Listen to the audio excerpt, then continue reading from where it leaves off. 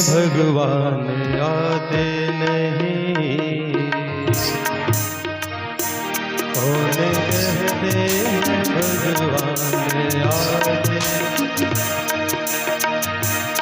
कौन कहते हैं भगवान आते नहीं। कौन कहते हैं भगवान आते नहीं। कौन कहते हैं भगवान आते नहीं। हम तो प्रेम से उनको बुलाते नहीं। हम तो प्रेम से उनको बुलाते नहीं। अच्युतम केशवम राम नारायणम, अच्युतम केशवम राम नारायणम। कृष्ण दामोदरम वासुदेवम हरे। कृष्ण दामोदरम वासुदेवम हरे। सीताराम हरे हरे राधे श्याम हरे। सीताराम हरे हरे राधे श्याम हरे हरे। सीताराम हरे हरे राधे श्याम हरे हरे। सीताराम हरे हरे राधे श्याम हरे हरे। घर को मंदिर की तरह बना करके रखिए, फिर वो न आने वाले भगवान भी आ जाएंगे। लोग शिकायत करते हैं, पंडित जी हम भोग तो लगाते हैं लेकिन भगवान खाते नहीं। एक बार प्रेम से भोग लगा करके देखिए तो खसी माल मूरत मुस्काने, वो भगवान आपसे बोलने लग जाएंगे, आपके हाथ का खाने लग जाएंगे, आपसे बात करने लग जाएंगे। कमी किस चीज की है? कमी केवल प्रेम की है। यदि प्रेम आ जाए, लेकिन वह माता सुनीति ध्रुव जी के अंदर इतना भक्ति, इतना प्रेम की शिक्षा प्रदान की कि ध्रुव जी भगवान जी के ऐसे भक्त बन गए हैं। सुबह शाम तीनों टाइम ठाकुर जी की पूजा और बड़े प्रेम भाव से पूजा। कौन कहते हैं भगवान खाते नहीं, लेकिन ध्रुव जी महाराज के हाथ से खा भी रहे हैं और उनकी सेवा स्वीकार भी कर रहे हैं। राधे राधे।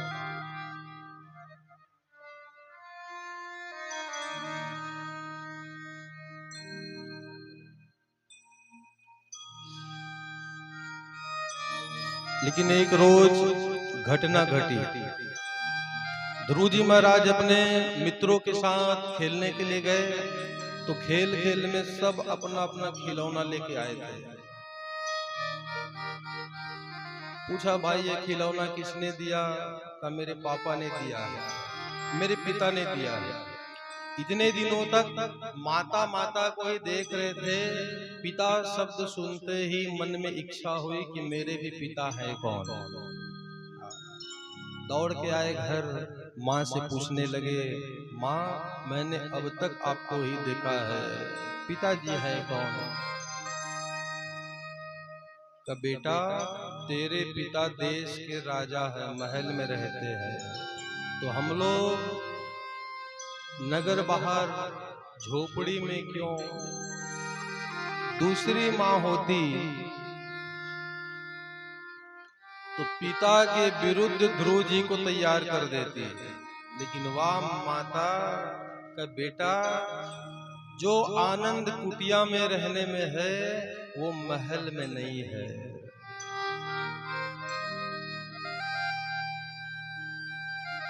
दीदी बार बार पूछती है, भाई अच्छा लगा थे नहीं यहाँ? जो आनंद गांव में रहने का है, चूल्हा के आग में पका हुआ चावल रोटी खाने में है, वो गैस में नहीं है, शहर में नहीं है। गैस का खाओ, गैस बनाओ,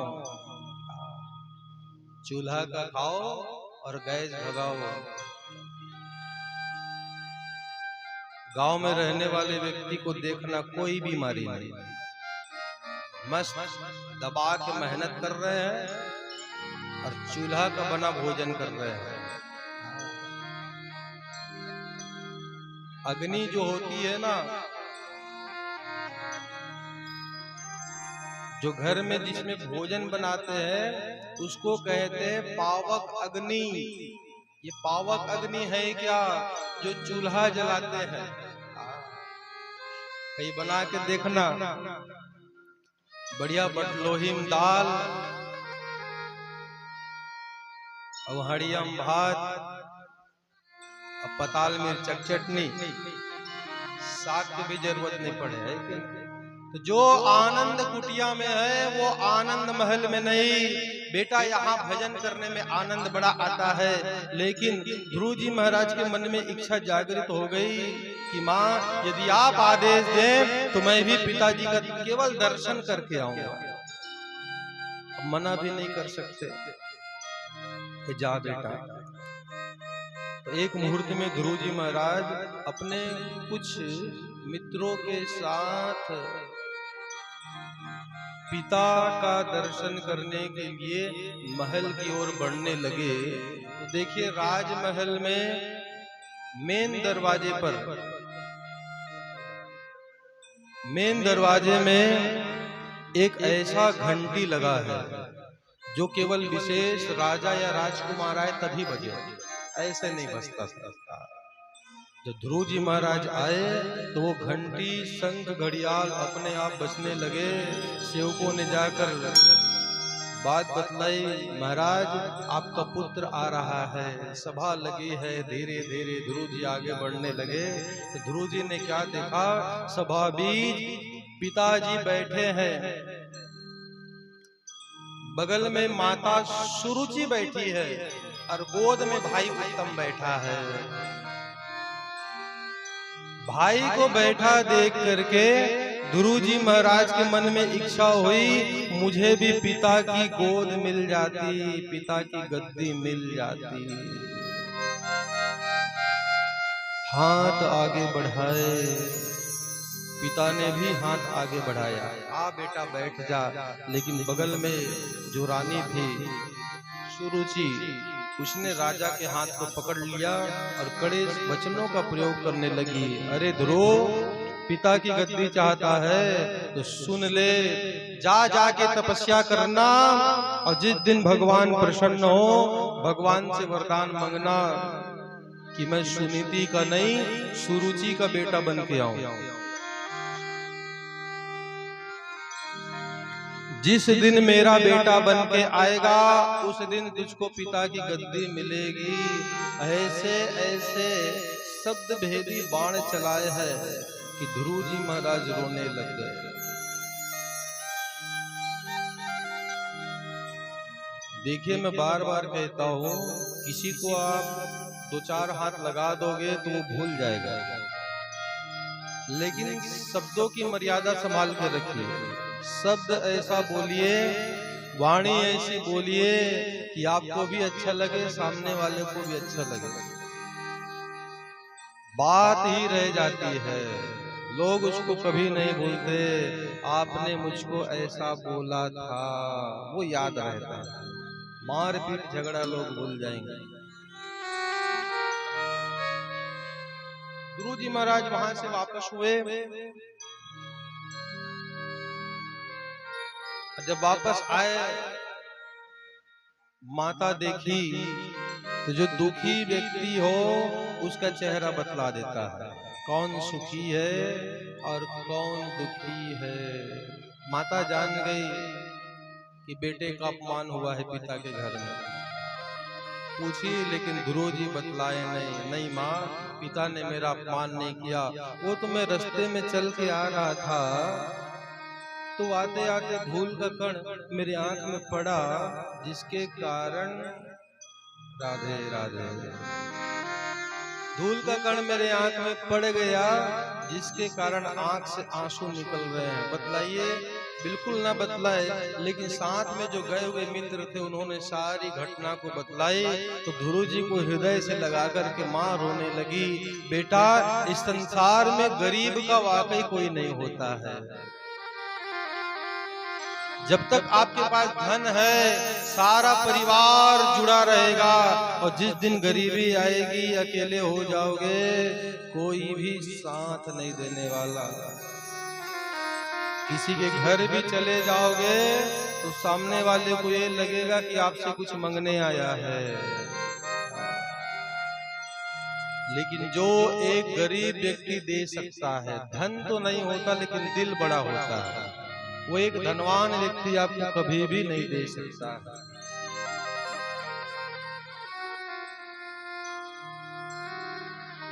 माता खूब रोने लगी और ध्रुव जी को समझाने लगी, बेटा तेरी जो विमाता है ना उसने ठीक ही कहा है।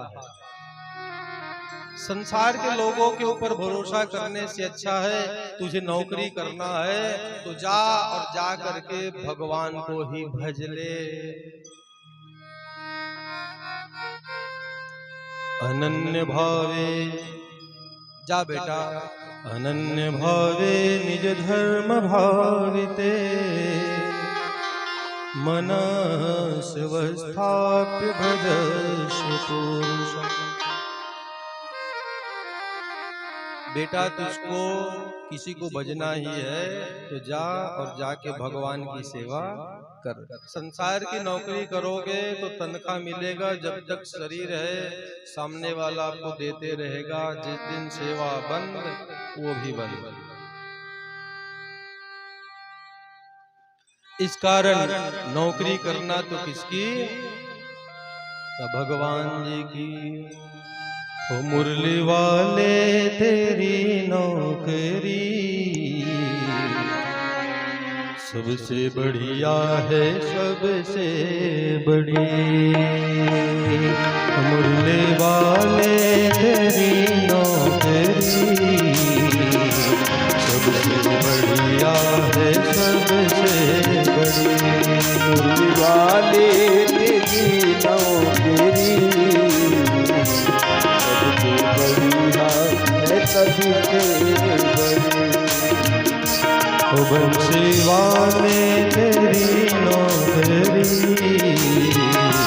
सबसे बढ़िया है, सबसे बड़ी। मुरली वाले तेरी नौकरी सबसे बढ़िया है, सबसे। ऐसे नहीं, दोनों हाथ उठाकर तालियों की सेवा करते हुए।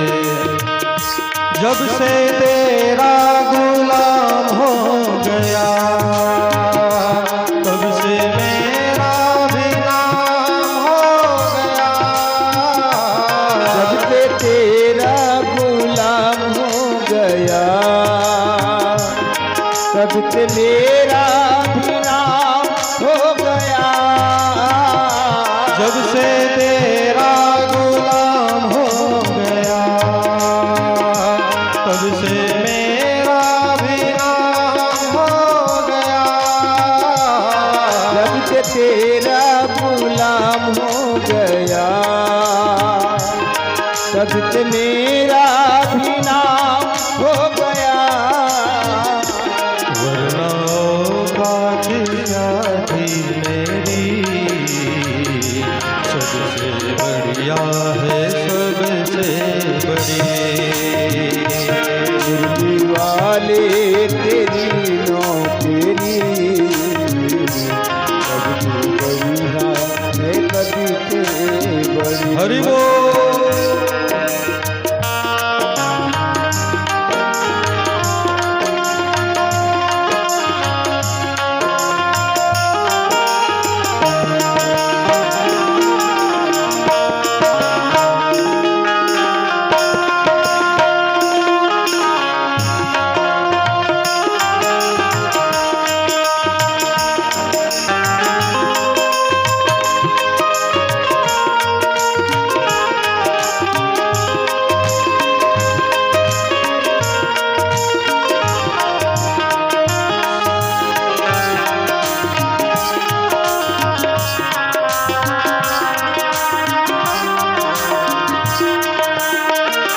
जब से दर पे तेरे आ गया तब से आनंद मैं पा गया।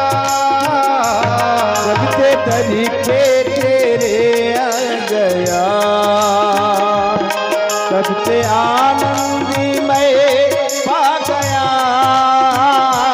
जब से दर पे तेरे आ गया तब से आनंद मैं पा गया। जब से दर पे तेरे आ गया तब से आनंद मैं पा गया। तुमने जीवन की बदली घड़ी सबसे बढ़िया है सबसे बड़ी।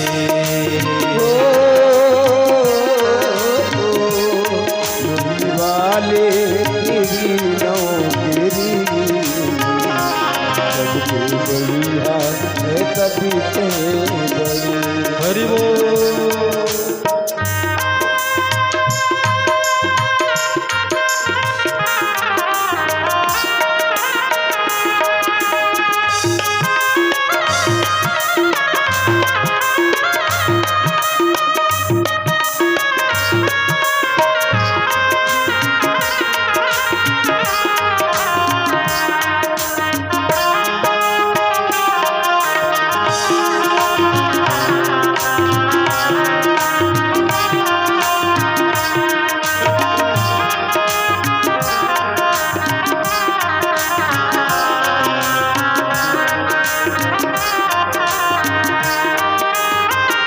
जब तेरा तू मेरा हो गया एक रिश्ता नया जुड़ गया।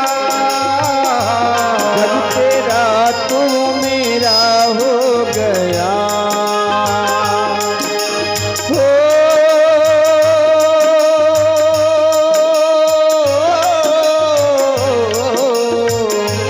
जब तेरा तू मेरा हो गया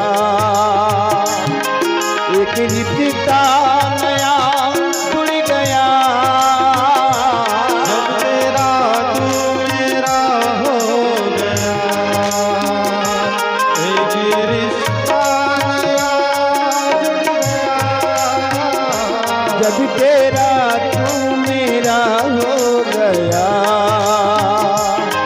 एक रिश्ता नया जुड़ गया। मेरी श्वासों की न टूटे लड़ी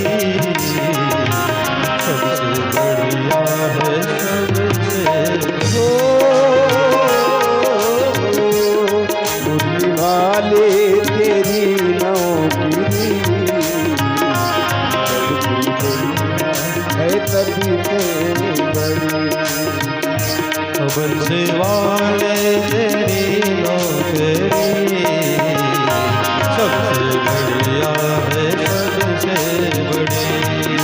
वाले तेरी नौकरी सबसे बढ़िया है तभी से बड़ी। सबसे बढ़िया है सबसे बड़ी। माँ कहने लगी बेटा जा अनन्य भावे निज धर्म भाविते मनस्य वस्थाप्य भजस्य पुरुषम। आज मैं आशीर्वाद देती हूँ तू जा और जाकर भगवान का भजन करना बेटा। एक रोज भगवान तुमको साक्षात दर्शन देंगे और उस दिन भगवान जी से भगवान की गोद मांग लेना, संसारिक किसी का गोद मत मांगना। माँ ध्रुव जी महाराज माँ का आशीर्वाद मिले और जंगल में चले, लेकिन छोटे से है, 5 वर्ष की अवस्था है। उनको ये भी नहीं मालूम भगवान को उनकी तपस्या कैसे करते हैं, उनका नाम कैसे लेते हैं। कोई मंत्र नहीं मालूम, फिर भी निकल गए। लेकिन भगवान के सच्चे भक्तों को पग पग में सहारा मिलता है। इस ओर चलो, उस ओर चलो, यहाँ आप किनारा मिलता है।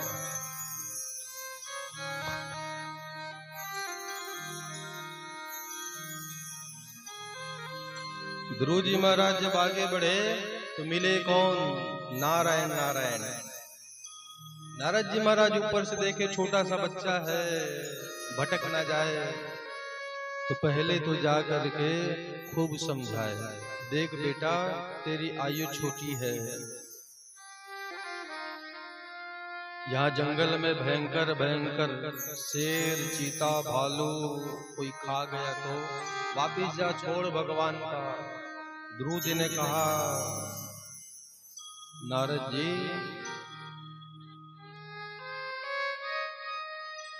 मैं क्षत्रिय हूं, विमाता के कहे हुए वचन मेरे हृदय में बाण की बातें चुभ रहे हैं। कहा महाराज भगवान मिले या ना मिले, लेकिन मैं वापस जाऊंगा नहीं। लेकिन जाऊंगा तो कब? जब तक भगवान को प्राप्त न कर लूं, चाहे मेरे प्राण क्यों न चले जाए। तब नारद जी को दया आई। नारद जी भगवान जी का मंत्र निकाले, 12 अक्षरी मंत्र, ओम नमो भगवते वासुदेवाय। अब बेटा इसको जपना और देखना भगवान मिल जाएंगे। बस क्या था, ध्रुव जी महाराज जमुना नदी के किनारे मधुवन है, वहां पर पहुंचे और पहुंच करके भगवान जी के लिए कठोर तपस्या आरंभ कर दी है। मुरली वाले तेरी नौकरी सबसे बढ़िया है, सबसे बड़ी। कैसी तपस्या की है, छोटा सा बालक है,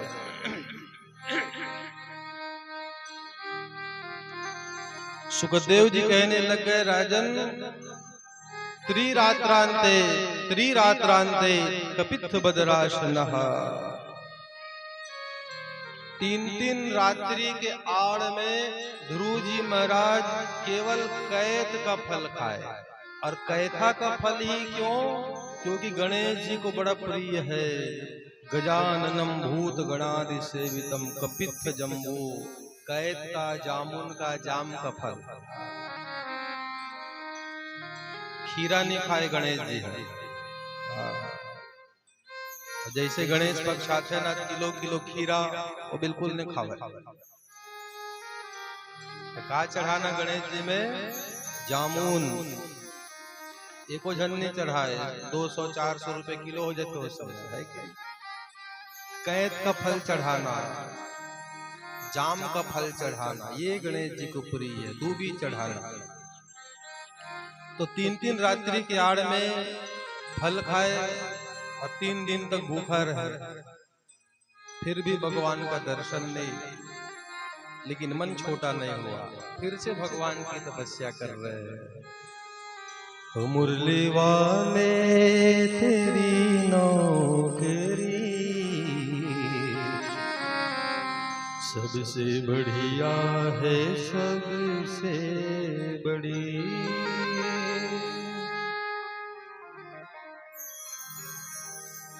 दूसरे महीने की तपस्या पर द्वितीयं च तथा मासम षष्ठे षष्ठेर्भगे दिनों, 6 दिन के आड़ में केवल सूखे सूखे पेड़ के पत्ते और घास खाते रहे। क्यों? उनको लगता है मैं फल खा लेता हूँ, इस कारण भगवान दर्शन नहीं देते, तो फल को छोड़े, सूखा सूखा घास फूस पत्ता, फिर भी दर्शन नहीं। राधे राधे। ध्रुव जी की तपस्या चल रही है। जहां तपस्या चलती है,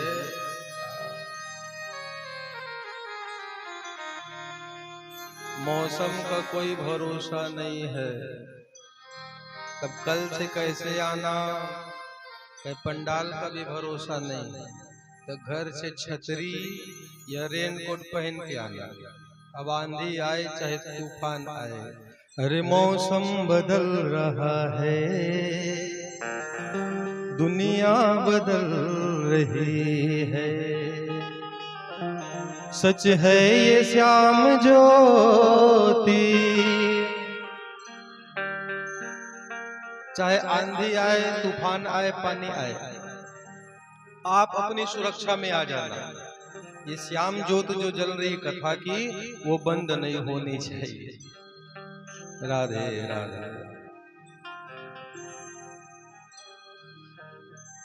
फिर भी ध्रुव जी को दर्शन न हुए तो तीसरे महीने की तपस्या में फल खाना छोड़े, घास फूस खाना छोड़ दिए। तो 9 दिन के अंतराल में केवल जमुना जी का जल पी रहे हैं, फिर भी भगवान का दर्शन। 9 दिन तक बिल्कुल भूखे प्यासे, 9 दिन में एक बार ओम नमो भगवते वासुदेवाय। चौथे महीने की तपस्या पर पीना भी छोड़ दिए, केवल श्वास ले। और कैसा श्वास ले, 12 दिन में एक बार श्वास ले। एक बार श्वास ले तो 12 दिनों तक शांत बैठे रहे, और भगवान की तपस्या है। हो जब से तेरा गुलाम हो गया, तब से मेरा भी नाम हो गया।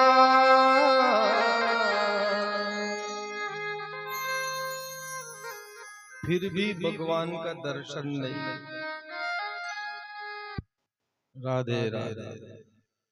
व्यवस्था है, चिंता मत करो।